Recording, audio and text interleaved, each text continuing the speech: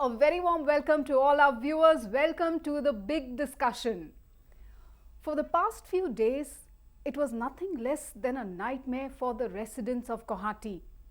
Most parts of the city, known to be the gateway to northeast India, was underwater. Boats were out on the streets of Guwahati. NDRF, SDRF personnel were out there conducting relief and rescue operations. Tractors were also out. They were deployed to distribute food and essentials. Now the big questions, who is to be blamed? But the bigger question still, what happens next? Will Gauhati see a repeat every time there's a downpour? What are the solutions? Of course, maybe the rapid urbanization, concretization, encroachments, disappearance of the wetlands, the drainage system, all of these things maybe are the reasons. But what about the solutions? To talk about the solutions, I have a very esteemed panel with me today. Joining me to talk about the possibilities that the government might think of looking into, with me is Mr. JN Khataniar. He is a senior consultant, civil engineer and senior technical advisor, GMDA, of course, a very popular face and figure of Assam. Also on the show today is Dr. Narayan Sharma. He is Assistant Professor, Department of Environment Biology and Wildlife Sciences, Cotton University, Guwahati. And also joining me today is Mr. Panchanan Sharma. He is Assistant Professor, Guwahati Commerce College and Assistant General Secretary, Early Birds NGO. Gentlemen, welcome to Big Discussion. I would like to begin the big discussion by turning to Mr. Khataniar. He is extremely experienced and he's been involved in a lot of projects, lot of development of this particular city. Mr. Khataniar, I would want to hear from you first. What do you think are the reasons? Are the reasons the fast urbanization? Is it the concretization that's happening? Is it a complete lack of proper planning, urban planning that we talk about, a total, there's simply the lack of physical infrastructure?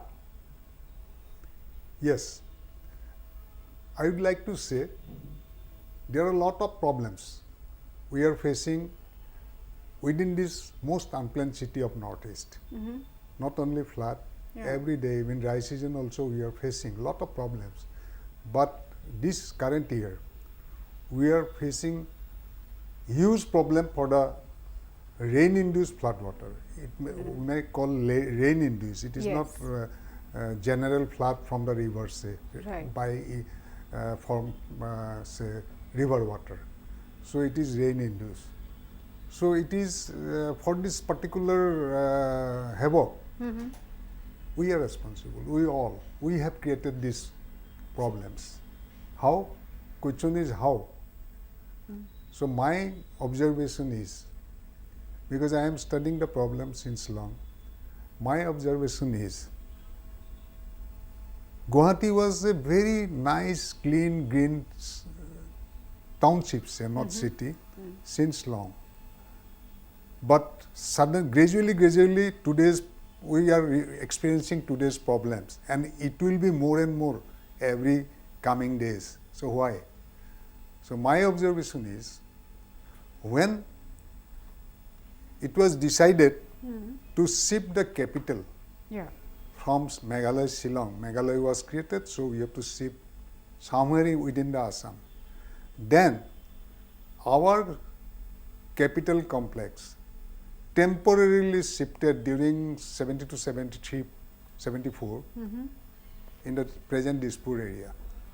At that time, entire areas were open. Only few tea warehouse were there. Slope-proof tea warehouse, that is Janta Bhavan. Okay. So we have shifted from temporarily our capital city, capital infrastructure from Shillong to Dispur. So gradually population became increased since capital is here. So original people with their everything in Shillong, they sold their property. They are coming in a very unplanned way because there was no infrastructure to control at that time. Right. So at that time, particularly 72-73, main is population growth, and if population growth is unplanned, unscientific, then problem will be increased. Absolutely. So at that time, our construction bylaws, I am engineer, so I am very much concerned with construction rules and regulation. That 1965 construction bylaws prepared by Guwahati municipal body, at that time body, was functioning. So when it was decided, even temporary shifting, it was to be a vision, long-term vision. Say, we have to control. We have to control the population growth mainly, so that our natural things, natural stream, natural wetland remain same. Remain same just to cater the future problem. Without any problem, people can live. Nothing was done. No vision, nothing, no revision of bylaws was done. In the meantime, Guwahati Metropolitan Development Authority came, and they had prepared the first construction bylaws with strict rules and regulation in July 1998. Wow. See the gap. Yes. See the gap. And from say 1994-95, that group housing concept, apartment concept has started in Guwahati. First time. I was also involved. First time in planning and designing mainly. So lot of buildings are coming, vertical growth is huge. So that way, unplanned way, Guwahati is growing even today also. We had many loopholes in 1998 bylaws which we had prepared. So we are revising this. So loopholes. Right. Yeah. That means from 98 to 2006, 8 years, lot of growth was there. Absolutely. Unplanned growth.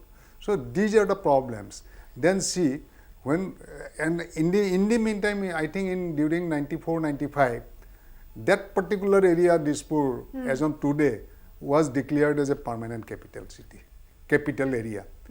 So see how a permanent capital, it is there should be some long-term vision. True. In 1972-73, for next 50 years to grow Guwahati, how to grow scientific way. That was not there. And for this reason, we are facing. And ultimately, in 2009, we had prepared a Guwahati master plan for Guwahati for 2025. See the gap. When everything became chaos, we are planning after experiencing the chaos. So that way, a city cannot be developed, and Guwahati is growing in a most unplanned way. And this is the beginning, and it will, if we do not control in scientific ways, it will again escalate further and further. Right, which means, some immediate action, prompt action needs to be taken, but well thought through, very technically, scientifically sound decisions need to be taken, but as prompt as possible. Of course, Mr. Khataniar, I'll come back to you to discuss more on what are the possible solutions, what are some of the immediate, short-term and the long-term solutions that the government should start thinking right now. But before that, I would like to go across to Dr. Sharma. Dr. Sharma, what are your thoughts on the present situation? And of course, the picture looks extremely scary to all of us. Yeah, I think Mr. Khataniar has given a very nice historical overview of why the situation of Guwahati is such. So it has a historical root, definitely. But I think along with the historical root, we should also think about the present situations. And since he already told that Guwahati was a completely unplanned, not perhaps completely, but it's more or less unplanned way Guwahati developed, and that has put a lot of pressures on some of the natural features that Guwahati is known for historically. So if you look at the natural features such as wetlands and the hills, so this has been actually abused. So if you go to history, historical facts, there are a lot of wetlands in Guwahati, and there are the hills which are perhaps very lush green and covered with forest, which has been actually the people went there and settled there and exposed the entire hills. So, and most of these drains, so if you look at in Gauhati, Yes. which were the siltation problem is mainly originated from these hills, and plus the huge problems of, say, solid waste management. Right. So it's in completely disarray. So if you look at the drains, if you look at any if you go to any part of the Bharolu, you will see the entire drain or entire river is clogged with the plastics. Yes. And I think there is some sort of lack of civic sense also. I think that that is responsible for this. So I think just blaming the government is also Not entirely done. Yeah, not entirely done. I think there are also lack of this civic sense, and we have actually like abused our rivers, our streams, and our hills in this in Guwahati. And the another problem is that I think we are still not being able to comprehend nicely the impact of climate change. So it is happening. So these are some of the signatures, as I always say. There are models which already predicted that this kind of extreme events are going to be a regular feature in the future. So in fact, people say that since 2005, the extreme occurrence of extreme events, the intensity as well as the frequency has increased by 200%. So which is really huge. Absolutely. And Assam, if you look at in the Indian context, is one of the 5 most vulnerable climatically vulnerable due to the climate change. And the problem is that are we prepared to face this climate change in Guwahati, in the context of Guwahati? Yes. My answer is I think it's inadequate.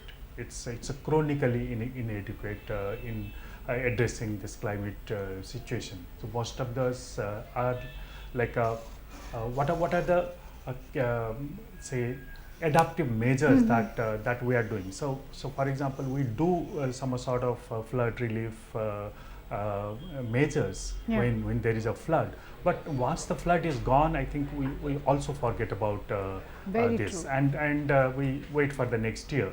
So I think this should be a year-long process, how to tackle this kind of a situation. So I think we should be prepared. Yes. So not when something happened, but I think beforehand.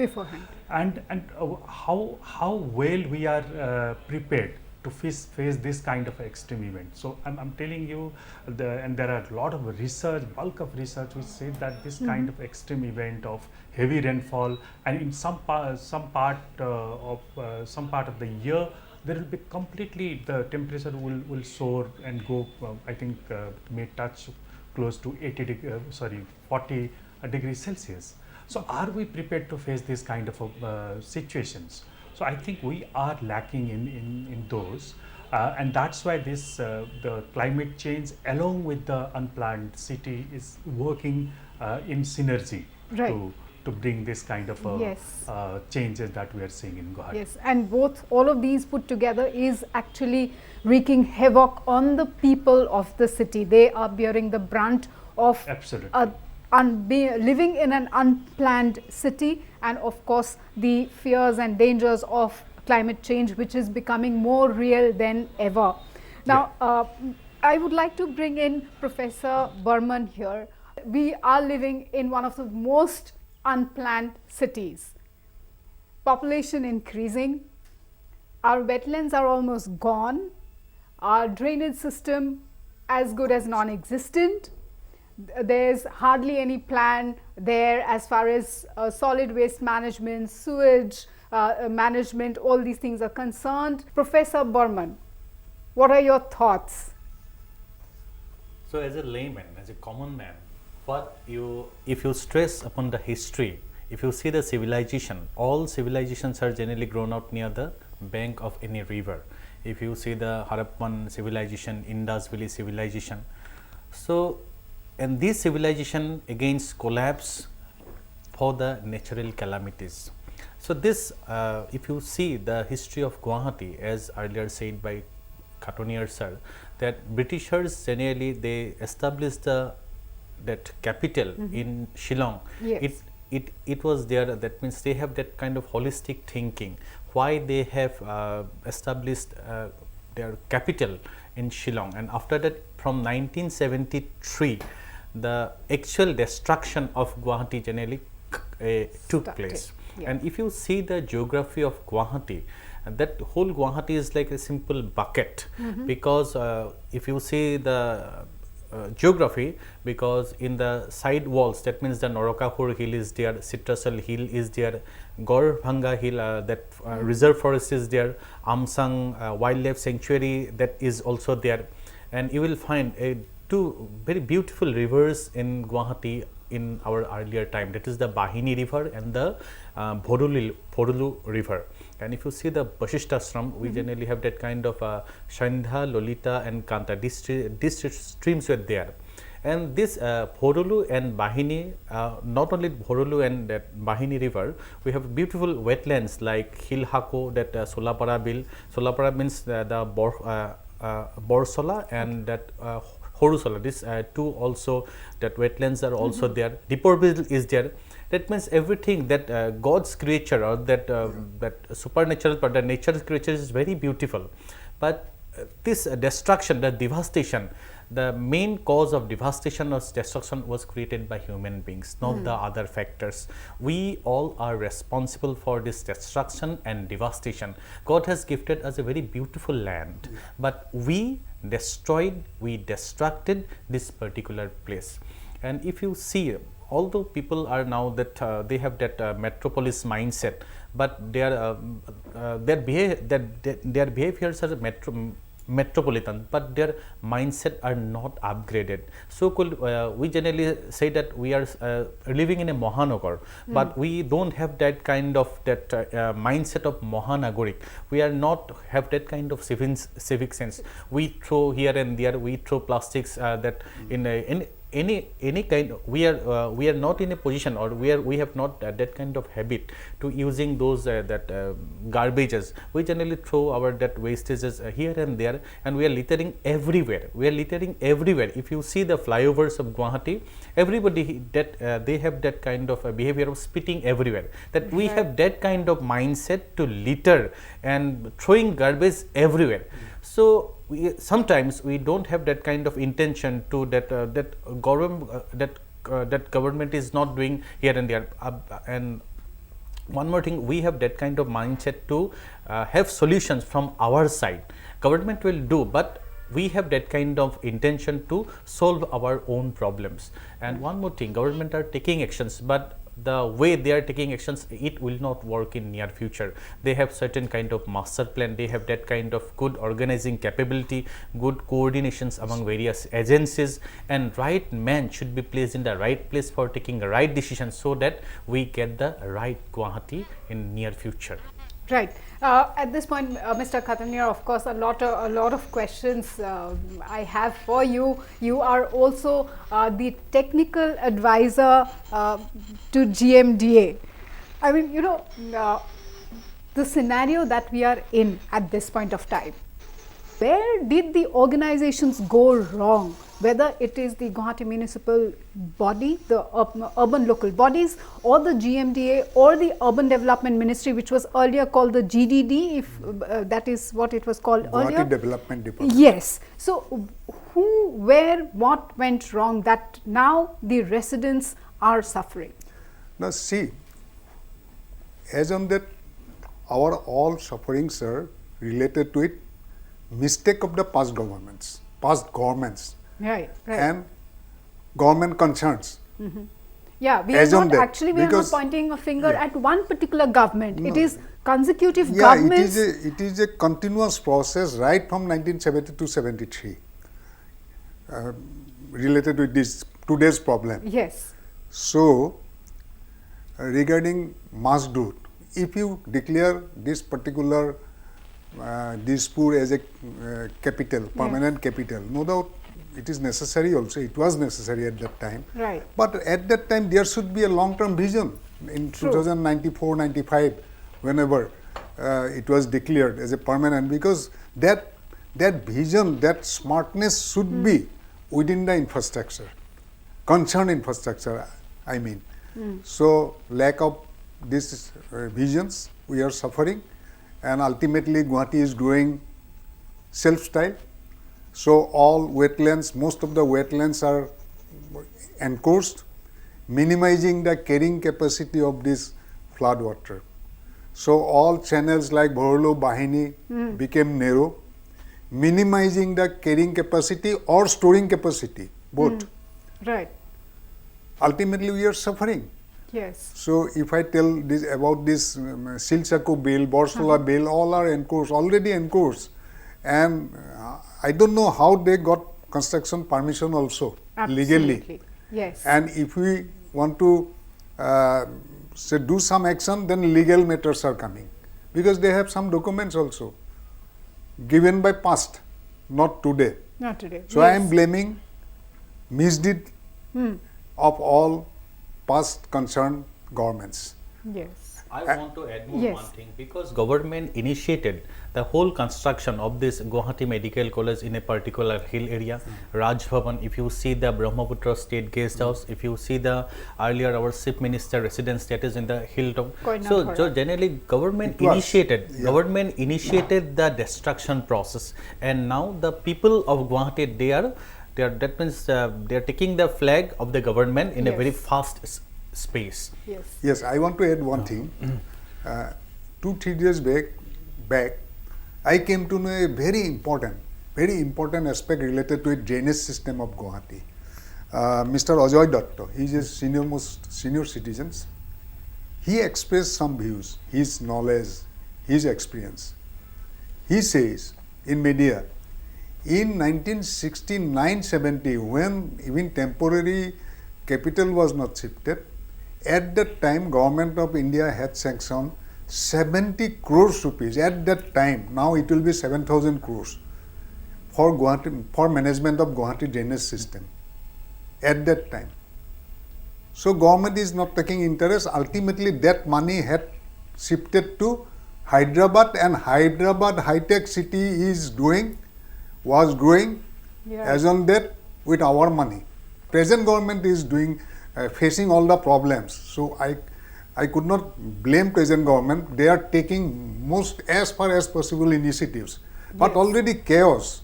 So we have to cooperate present government also with positive suggestions and constructive suggestions. Otherwise, no doubt we are feeling some difference with the present government. So we have to cooperate and we have to share our knowledge with the right person at the right place. Right. What you rightly pointed out, that having the right person at the right place at the right time. So while you were sharing all your thoughts, while you mentioned about the 70 crore rupees coming to Assam, to Guwahati at that point Was of coming time, here. yes, long back, Long back. only to fix our drainage system. I mean, and the entire discussion that we are having right now, listening to the experts, the thought that's crossing my mind at this point of time is that this is the result of utter lack of foresightedness, Yes. lack of planning, and maybe things were done in a hurry. I'm not saying that the people who did the planning at that point of time did not know what they are doing. I'm sure those were technical experts too, those were learned people too, but maybe something somewhere had gone horribly wrong, which is why we are in the situation where we are now. Yeah. But of course, what is done cannot be undone. But what is the road ahead for the urban local bodies, for the planners of the city? Mr. Khataniar, first to you. Yeah. Now see, now entire system is very high tech. We can plan, but problem is, if you ask me about planned city, like Noida, I had visited before construction. So a planned city means, in true sense, that at that time, long before Noida, first they have selected the entire area, whether it will be feasible for Noida-like infrastructure or not. Then first they have prepared the master plan for the road network. Then drainage system. Not a single occupation was there. All plots are earmarked by name, by the say proprietorship land documents, but no construction is allowed. And I had visited on academic interest several times. So road network they have created, then drainage network, then sewerage system as per master plan. They regulate these things. Then step by step they allowed to construct. So Noida is doing. That is a planned city. Yes. And in Guwahati, when everything became chaos, how we can make this old Guwahati a planned city? Or it a is smart not city. possible. It is not possible. But there are some alternative. I will talk. Sure, sure. I would like to bring in Dr. Sharma here. Dr. Sharma, you mentioned few very significant points there. The whole issue of climate change, very alarming, of course. And now we are in the middle. We are living in a horribly unplanned city. In fact, you were sharing with me before we came in for this discussion that you had a very thought-provoking interaction with some young minds, some students. Yeah, so I think when a city is planned, not only it's not only about the infrastructure. I think it should be planned around the nature, around the biodiversity that we have, and also I think we should also put people at the center stage of the planning, right? So it's not like people have ideas. People have lived in Assam with floods for time immemorial. So they know, if you go to many part of the state, people know how to live with flood, what kind of crop that you can use in say inundated areas. So along with the technical thing, along with the infrastructure, I think what we also need when we're talking about the city planning, I think we should also use the expertise of, say, ecologists, for example. So what kind of plants, what kind of, how do you think about, say, biodiversity of a city? So if you look at Guwahati, it's the surface is completely impervious. If you go from, say, GS Road, you'll not see a single patch of area which is where there is a soil. So everything is concretized. So what will happen when there is a rainfall? There is a huge runoff, and that will go to the drain, right? So had it been those areas, there are some sort of porous, so some sort of exposed one. Right? So perhaps before drain and before road, if there is a, say, 1 feet or 1 foot area which is pervious, where water can percolate, I think, and if you look at the dividers, right? The dividers, you do not have to make it entirely impervious. Right. So leave the divider, the top of the divider, so that water can percolate through this or infiltrate through this and go down. So I think there are these very small changes that if we can make, I'm sure that we can say mitigate some of this. So because the problem is in Gauhati is that there is a water, and it has to go to some place where it will go, right? And since just like the city is growing, this drainage system is not growing. The drainage system, as Khataniar sir has also said, is that it is not say designed to carry this volume of water, which is coming from the hillocks or due to the natural causes. So I think we need to have this very small steps, and some of these are the nature-based solutions. So this is a very interesting say initiative called the nature-based solutions, where we can actually, by just say modifying some of the features in the urban areas, we can really mitigate some of these problems due to flood. And when you're talking about the young mind, I was associated with some students in identifying or in say addressing those problems. They actually came out with this kind of a solution. So along with the technical solutions, Yes. I think we also need to look at what are the features that are already there in Guwahati, which I think we have kind of forgot, or we actually we are not employing that kind of measures, right?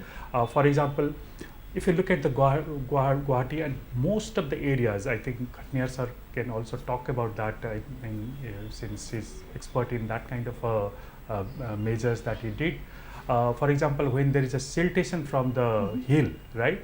So by simple say providing a siltation trap, so we will stop the silt going to the drain, and by which we can increase the capacity of those drain to accumulate water, right? So for that, I think there is a massive way we should restore our hillocks, right? And also there are these wetlands. I think has already been talked. I think this should not diminish anymore. I think these are the last the natural features that we have. If they are gone, I think this problem will escalate in near future. So I'll just give you an example from a study that was published in 2021. Yes. It says that if the pace of preparedness and climate adaptation, so the current preparedness and climate adaptation that exists in Gauhati, so it will take at least 943 years to control the flood in Gauhati city. So that paper was published in a very prestigious journal called Nature, and I think we should take a cue from that, where we are lagging behind. So we are lagging much behind in terms of preparedness. So by using this nature-based solutions, by increasing the pervious surface in Gauhati, some amount, I'm not saying that this will completely solve the problem of flood water in Gauhati. I think we can do that. And for example, the rainwater harvesting system, though these are on paper, how many buildings we have that have this rainwater harvesting system operating? I think we should really look into this kind of small steps. I think cumulatively, if you add all those steps, that can bring some changes. So I'm very optimistic about this, that it's not like a gloomy or doomsday day till now. And if we can right now, I think start doing, or you can increase the pace of this kind of solutions, I'm sure that Guwahati will be livable, and perhaps we not completely restored, but at least we can restore some of the glory. Interesting, you mentioned very simple everyday solution to this whole flooding problem, the flash floods, the urban flooding that Gauhati is witnessing. And yes, I just wanted to add one more. I think most of this, what I also talk in my opening statement, is about the civic sense, right? Yes. How many city planners have say psychologists in their board? Because so we need to change people's habit, right? We need to change people's behavior. Yes. So tell me, how many of this board member have psychologists or sociologists or the ecologists? So I think it's not a infrastructure solutions. I think we also need to bring people or bring experts from other areas. So how to best motivate people not to not to throw say garbage or not to throw plastic in those. I think for that we need people who can change the behavior of the people, right? or we need sociologists to identify the socioeconomic problems. But perhaps there was a study by IIT Guwahati, and it says that in Gauhati, the most vulnerable section of people suffering from this kind of a flood situation or the climate vulnerabilities are the farmers. So who comes in Gauhati and sell their product, and second is the driver, and third is the street food sellers, right? So if you look at within Gauhati also, so not all people are equally affected. So if we can identify the people which are much vulnerable, much more affected by this kind of extreme events, I think we will be able to save a lot of people. And when the flood happened, when a disaster happened, so there are a lot of people who gone through the mental trauma, right? Yes. So these are the intangible factors we never accounted, right? So I think we need to have like people on board, people from different section. So as an academician, I'm saying that we need people, sociologists people or psychologists people, ecologists. I think we all need all of this together, and the engineering solution is one of them, but it's not only one solution, right? So I think we need to bring there's a lot of people to design solutions. I think that would be would be more important solution, and that will be sustainable actually in the future. Absolutely, you are suggesting a holistic solution. Now coming back to Mr. Khataniar, how does it really work in a city like Gauhati with problems that Gauhati has? In my innovative idea, 3 parts. First of all, we have to divert the entire rainwater coming from the Meghalaya side to the Khanapara lowest point along the bypass by constructing a scientific master drain to Deeporbill. Okay. But that will not be only solution. Again, Deeporbill will be overloaded because Deeporbill has also some capacity which already reduced by encroachment. So there was a high level meeting in GMDA in 2014. I was there. I had suggested these things. There should be a master drain. National Highway General Manager was also present. All department heads were present. I had initiated at GMDA office. That minus is with me still. Okay. So Deeporbill, then Deeporbill overflow will be connected with the Kulsi river. Then through Kulsi it will be discharged to the downstream of the Brahmaputra towards east. That is one. Second is, say, hills water in the north, or from say Ujan Bazar to entire. I think we can pull up those images which you are referring to. Yeah, if you can, Yes. Yeah. I think 2 then images, you can. This particular is for that guardwall problem, Anil Nagar, Navin Nagar. See, Anil Nagar, Navin Nagar is a very low level area. From the beginning, it was paddy field. So, after coming capital from Shillong, unplanned growth is there. Nobody was to advise them. Actually, it was not intentionally unplanned. There was nobody concerned from the government side. So, for Anil Nagar, Navin Nagar, since it is like a sum in comparison with other area, so water will come, water will be deposited. Ground floor, say 10 feet, water is experiencing. So pumping is the only solution. So this is second hill. First one. If we can go back. Next one, you just stick this one. So here I want to suggest, see, this Bhorolu guard wall you are talking about. That guard wall was constructed long before, without any imagination about this problem to be happen as on date. So particular guard wall was constructed long before, without having sufficient depth. So now carrying capacity. Carrying capacity is a very important word for any kind of drainage. Carrying capacity we cannot increase by widening the width, because already guard wall is there and lot of infrastructure developed. So only solution is we can increase the carrying capacity by increasing the depth. That is also not possible, because if you go to excavate, then guardrail will fall, because don't have enough design foundation at that time. And probably those guardrail are not RCC also, as I have seen. It was a simple boulder guard wall. So that is the problem. Again, guard wall, above guard wall, now this cracks 2-3 days appears. That is actually protection wall, like parapet wall in the building. So in between there is no beam. So and construction time is also different. So it cracks due to high level of water.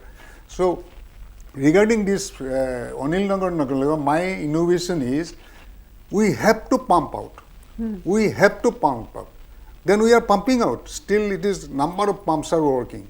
Then again we pumping, after pumping we discharge the water in the Bhorolu. And Bhorolu Nodi, this river is already overloaded. Already overloaded, even guard wall touching, above guard wall. See how risky. It is, again, Bhorolu's water is a stagnant water right now, because Brahmaputra water level is high, so gate is closed in the Bhorolu Muk. We are pumping Bhorolu water, and we are increasing the Bhorolu water by again pumping. So since Anil Nagar, Nabin Nagar, pumping is the only solution, why not that piping connected with the pump? But before pumping, we have to make some silt trap also, debris, removing of debris and silt. Then pumping, then along the guard wall, without any acquisition of land, along the guard wall, since it is under pressure, high pressure pump, costly, expensive pump, why not we do pumping instead of discharging on the Bhorolu, pumping towards Bhorolu Muk. Then say Brahmaputra water level is high, why not we can discharge above the Brahmaputra level? Again, Bhorolu guard wall will be saved, and adjoining new areas will not be flooded from the Bhorolu. Next one, this one is mainly I had designed for the rushing water coming from the hills. So we have to identify few vulnerable water stream coming from the hills area, particularly in behind the All India Radio, and there are so many points. So we can create some kind of reservoir in the elevated area, not in the ground level. Elevated area, we can create some kind of reservoir, and before reaching to reservoir that water, we should have silt trap, scientific silt trap, and that particular silt trap should be easily accessible by dumper or any vehicle to clean it up periodically. So clear water, overflow clear water will be reserved in the big water tank. It has to be designed as per feasibility, as per site condition. Then it will be a kind of common natural rainwater harvesting. Then another point will come. Say again, it may be overflow, it may be fully loaded. Then there will be a overflow pipe. Then that overflow, already water is there, clean water, say treated water. You may treat it also. You can utilize in the dry season. It will be a common rainwater harvesting. We have to plan it scientifically, as per feasibility, as per ground reality, everything. So that overflow pipe can be utilized for discharging water not in the same drain, because it is already connected with Sanmari area, again flooded. We can divert, since it is elevated area, by gravity we can divert to somewhere suitable place, so that excess water coming from the stream diverted to some suitable place where habitation is less or easy flow is possible. That way I am doing, and it was presented to government in 2013-14, but nothing has done till that. So hopefully this time round they will take note, and you will be able to make more improvised suggestions given the ground situation as it is right now. I would like to go across to Dr. Sharma. Dr. Sharma, now that we have started talking about solutions, so what are your solutions? You've already mentioned some very simple steps that can be taken to resolve maybe not the kind of flooding that we have seen this time round, but maybe these steps will go a long way in solving the problem. Yeah, I have already talk about few solutions, but I think what we also need a along with this engineering solutions is like I think we need to identify, we need to really go into finery skills. So the authorities have already identified, I think, around 366 sites which are vulnerable to erosion in Guwahati, and they have done some very good work about awareing people about what to do in those kind of vulnerable areas, particularly the hill areas. So what I also would like to suggest, like in the name of soil conservation, so the kind of plantations that we do. So though these plantations come out and we think, okay, so for example, if there is a sal or segun trees, that's mostly the monoculture plantations happening. So if you look around Gorbanga or Amchang areas, so you'll see like large stretch of forest, large stretch of areas which are only sal or segun, and below these trees, below this forest, you will hardly see any undergrowth, you know. So it's a barren land. So if there is a huge rainfall, first it hit the leaves, then it will come down, and because of the lack of the undergrowth, the water rushes, and if there is a huge volume of water, they will also take the topsoils, and then the problem of siltation happen.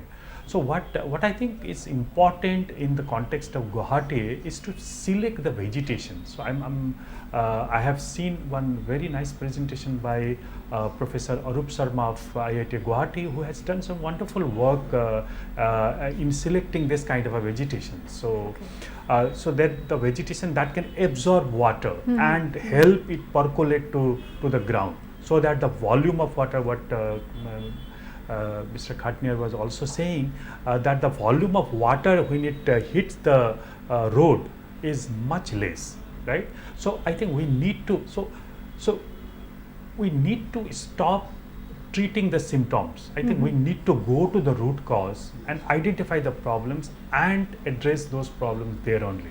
So what we are doing is we are just giving the like if there is a fever, and we are just giving the paracetamol, right? I think we should really stop this approach, because it will never end, because unless and until we go to the root level, root cause of all these problems, and it's not like the first time I'm saying it. There are a lot of researchers who have identified this issue. So I think we need to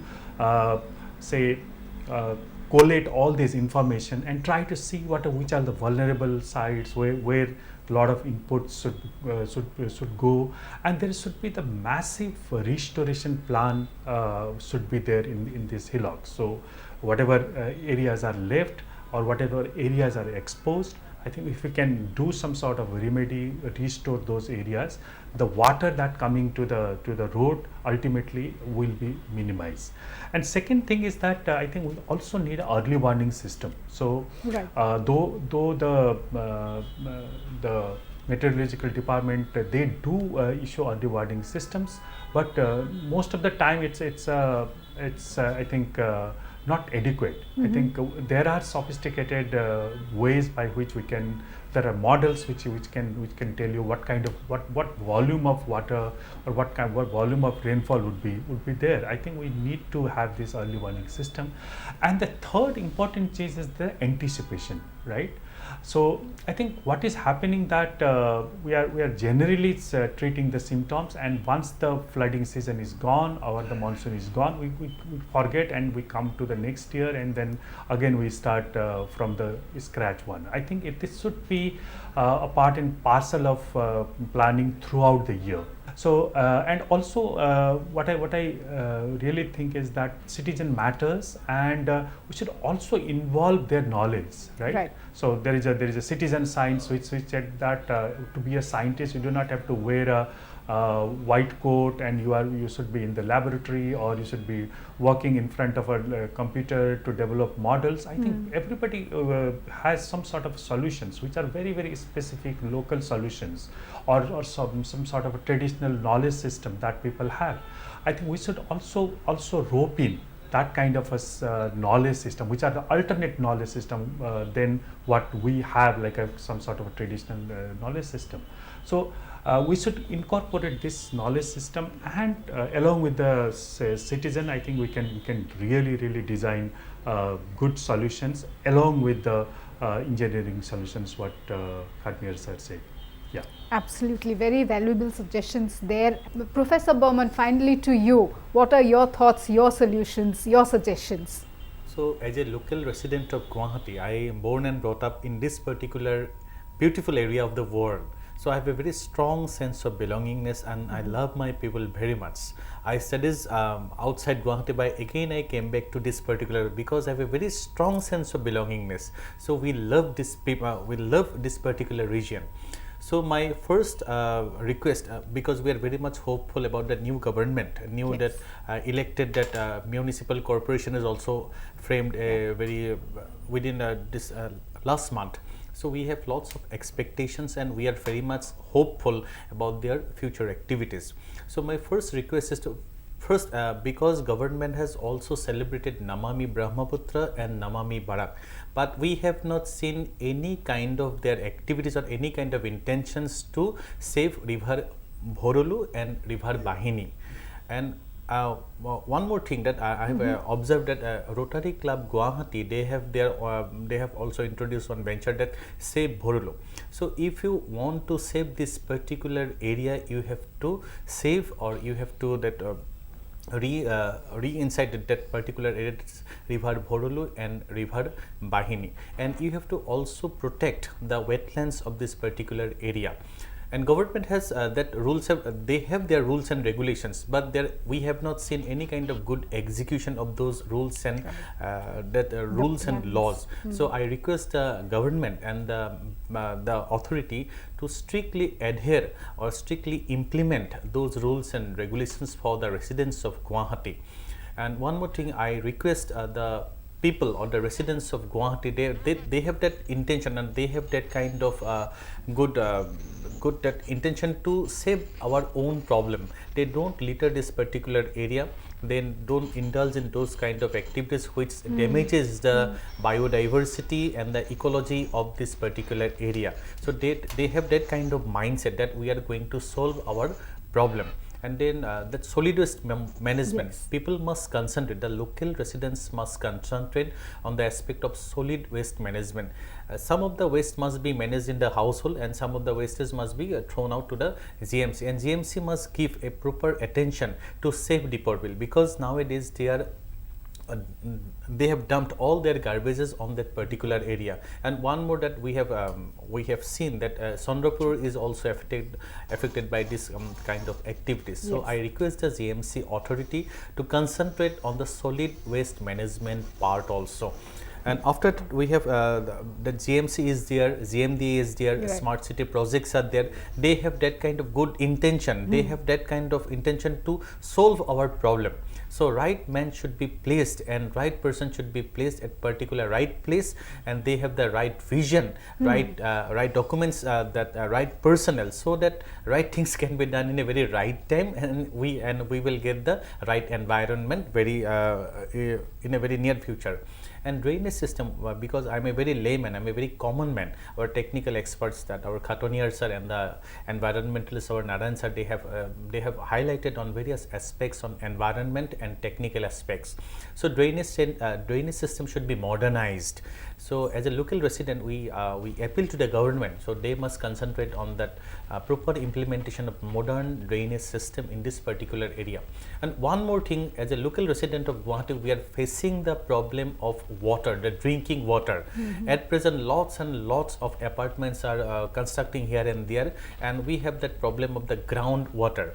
So, what I have observed from our discussion from Sharma sir, he has urged the government to that in particular in GS road area, we will not find a simple space, so that groundwater should rainwater should be submerged to the ground level. That is another reason, because they have that kind of knowledge regarding that ecology and the environment. Government should that take the advice from the experts, from academics, because we have that IIT, we have Assam Engineering College, lots of technical personnels are there in Guwahati. Government must take the advices from these technical persons, and government must also listen the urges of the local Guwahati, because we have this place and we are not in a position to shift our place from this particular place to other parts. So I request new government, the governmental agencies, they have that kind of coordination so that we will get a very good city in near future within a very short span of time. And I also request all the residents of Guwahati that they must minimize the uses of plastics for their day-to-day life. Absolutely, absolutely. On that very positive note, I would like to close today's discussion. I'm sure it has been very engaging, very stimulating and very informative. Lot of suggestions came up, very good ones at it. I'm sure the government, the concerned authorities will do their bit. We are not here to point fingers, put the blame on anyone, never doing that. We know whatever the government, whatever the concerned authorities are doing or have been doing or they have done since Guwahati came into being, they must have done it to their best of efforts. I am 100% sure the government and the concerned authorities will do their bit. We as citizens also have to do our bit. Thank you so much, and hoping for a much better, much beautiful, much prosperous Guwahati city. Thank you all for watching the big discussion. Till we meet again, stay safe, stay happy and keep smiling. Thank you. Goodbye.